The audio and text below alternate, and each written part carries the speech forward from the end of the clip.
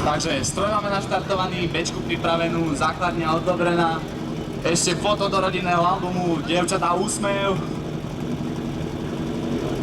Áno, vynikajúco, biela vlajka za hore, takže nech sa páči, dievčatá z Branča.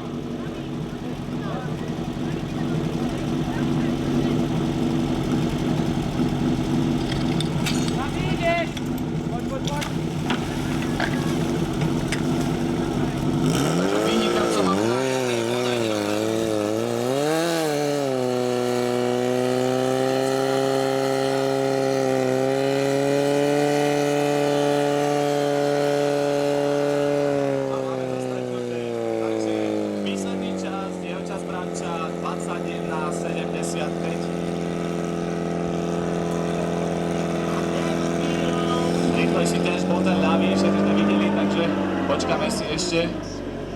Takže ľavý terč krásny, 18:46.